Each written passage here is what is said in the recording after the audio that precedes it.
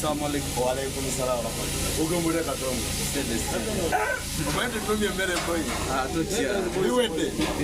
Owo kisomo labye. Owo kisa. Bera ko. Songa zikwa. Kasima.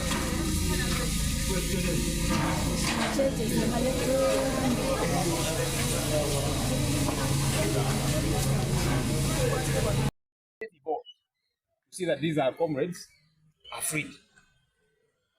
Yes, and they did ask us, do we know what it means to stand surety? We said we know, and we shall not be intimidated. Okay, as a surety, if you think that by releasing these people, they will disappear, whatever the case might be, I am here. I am present. You know where I work, you know my office, and all of these leaders. And so we shall not be intimidated. But now you see, when they disappear, they will arrest us. We have been arrested before. You cannot threaten me with arrest. So we said, let's debunk that. And I want to appreciate the leaders that have showed up, that have taken a bold step. Because to stand surety for somebody, it's a bold step. So I want to appreciate them. We will not keep quiet regarding these matters. As far as we are concerned, these are political prisoners. What's happening is not prosecution, it is persecution. That's why they are doing things in a shady way. How do you lock up people for over 3 years? And then they've kept changing the charges and so on. So we'll keep at this until we see that these Ugandans, whose only crime is that they don't support this regime, get to be free. Because it is their right to support whoever they want to support. Thank you.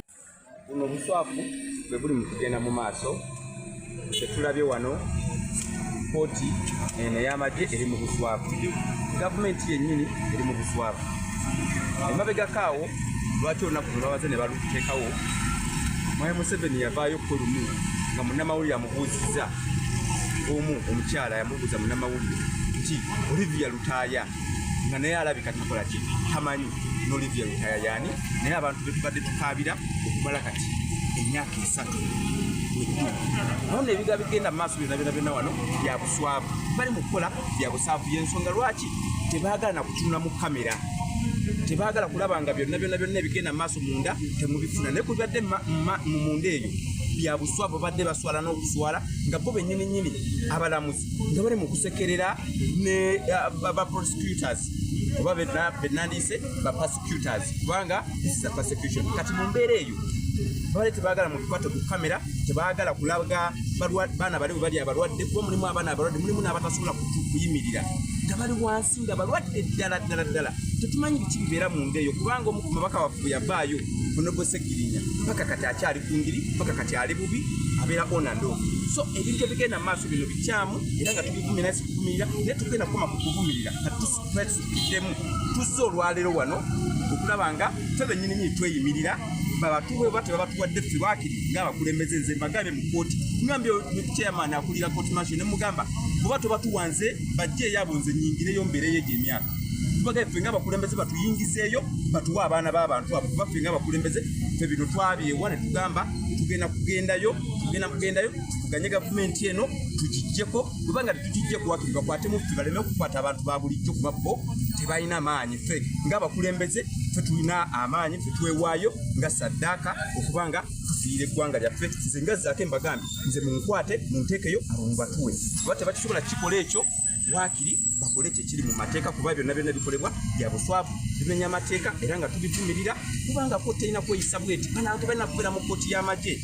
So it is wrong kubanga kyebakoze olwaleero ne kansala gwe bayita Muwanga Owen olwaleero kansala bamusindise ku rimande ekitalya ng'alina yenayina ebinubule olwaleero kibamukozeeko bamukutte ne bamuleeta wano kuba bulijjo tubali tumusaba okumala kati ennaku 3 olw'okuba balooya baffe badde bataddeyo episcopus ne basalawo okulaba nga bamuleeta wano ne bamurimandinga naye nga yenayina mukube era bakikoze ng'era kamera tezimanyi nga ne balooya baffe tebabakkiriza kuyingirayo ne bamusindika busindisi kati bakitegeeza kati twagala kujjayo bakadde abamazeyo emyaka 3 ne kati balina gwe bakutte olwayo kati batandise kubakulembeze basookere waakiri ku pulezidenti waffe Kyagulanyi Ngoma musooka okukwata bwe nga mulowooza nti bano abantu batuju mulowooza abantu bano balina emmundu musookere ku pulezidenti waffe kuba ye komanda omukiifu ow'abantu ba bulijjo kati oba temusobola kubanga tukola ekyo tuwa abantu baffe twagala abantu baffe mulekerawo okubonyabonya abantu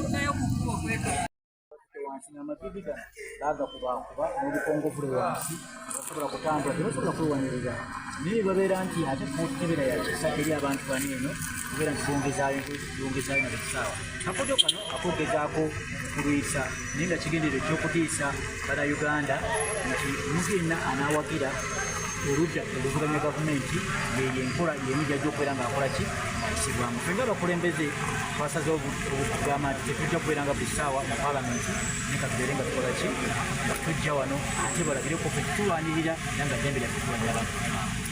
Ekisookera ddala tuvumirira ensonga y'okusibira bannamawulire wabweru. Lwaki bannamawulire tebabakkiriza kulaga bye balina okulaga? Bannamawulire engeri gye babayisizaamu ekyo ekikolwa kibi nnyo kubanga bannamawulire balina okulaga bannayuganda ekigenda mu maaso. Kiki kye bakweka?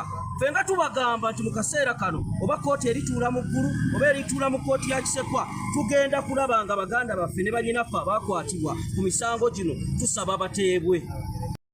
Bagezaako okubonereza baana era olaba nti omuwooleza wa gavumenti yetayagala kumanya mpapula yagiite ku bikwata era tubadde tugenda okutuula kooti nga tuyingira ate chairman wa kooti n'agamba nti ate agenzeeko mu kuteeka era tanatuwera kutula ndowooza tubadde tusuubira abadde afunye essimu kubanga byonna tubireeta batasobola kuŋŋamba nti meeya adresi yange erinaanye wali n'ogamba nti ate ojja kunyuma oba meeya oyinza okunduuza chairman wange so byonna tubikoze naye kyenvunirira ekisinga tekisiira wabweru bannamawulire era nsaba bannamawulire ery'eggwanga mubeere mu media house gavumenti neddamu okugalira bannamawulire nga tebalina kintu kye bajja kukootinya kyennyini muzire emikolo gyabwe ekyo kyokka bannamawulire kuba kati temulina kibadde prosesi yonna eya kooti bwebadde okujjako kugye tubawadde abannamawulire nammwe mwekyangeko bagaayi mwekyangeko wano mwekyangako ne bateekateekawo omupiira babazza ku luno zisitayimu kubanga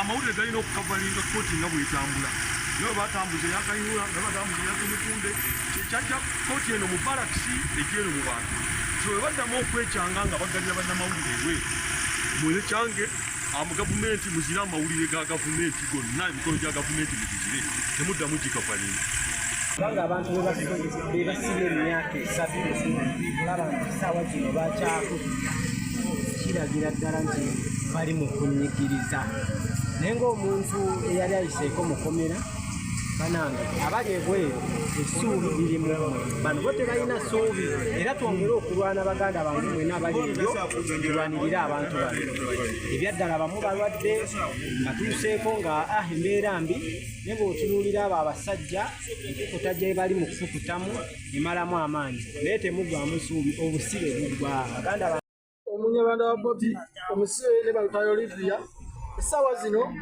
ndi mwenyabivu nnyo okubeera nga baganda bange bannyinaze bakyali mu kooti eyo bakyawe nemba n'emisango emipaatike gye batupaatiikako so nenebaza ababaka ba paalamenti ko ne pulezidenti waffe Robert Kyagulanyi Ssentamu okubeera nga batudde ne balaba nga kisaanidde okubeera nga badimaaniga abasibe ababaka ba paalamenti ne basitukiramu era nebaza olw'ekitiibwa Honorable Joel Ssenyonyi webale nnyo webalire ddala n'ababaka abo bennyini abaddala abasobodde okubeerawo ku lunaku olwaleero tubasaba ng'ennaku z'omwezi 19 batuwe baganda baffe abasigala mu kkomera eyo kubanga ekyamazima nze ng'eyaliyo mu kkomera eyo waliyo ettulugunyizo ly'amaanyi nnyo mulabidde ddala nga baganda baffe abamu tebasobola na kutambula nga tebasobola na kuyimirira ekikola abaganyi bannamawulire okubeera nga bayingira mundu omwo okubeera nga babaako bye boogera kubanga bakimanyi bulungi nnyo nti batulugunya abantu abo okubeera nga abamu ku bo babadde nga batudde nga bali wansi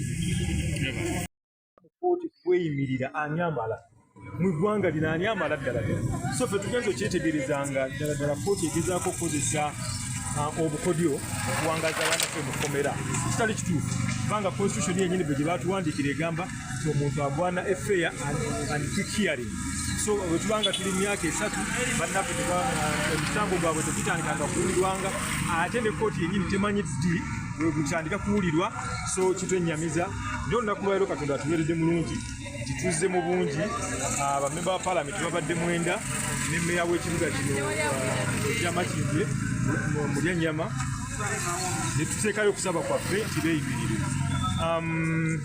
bagambye omulamuzi agambye ba chairman wa court martial nti katulinde tulabe nti mwezi gumu betegereze empapula ze tutaddeyo tusaba katonda atutaase kooti esobole okukkiriza okusaba kwaffe tutaddeyo kubanga tulina okukkiriza nti baganda baffe batulugunyizibwa mu kkomera awatali bwenkanya tulina okukkiriza nti kooti newe tunagiro emyaka 15 ng'enoonyereza ku musango guno tewali bujulizi bwegenda kuleeta obugenda kulumika baganda baffe nti omusango gubasiibe amanya Musanje Moses Lukanga coordinator wa National Unity Platform from Munyoro Municipality.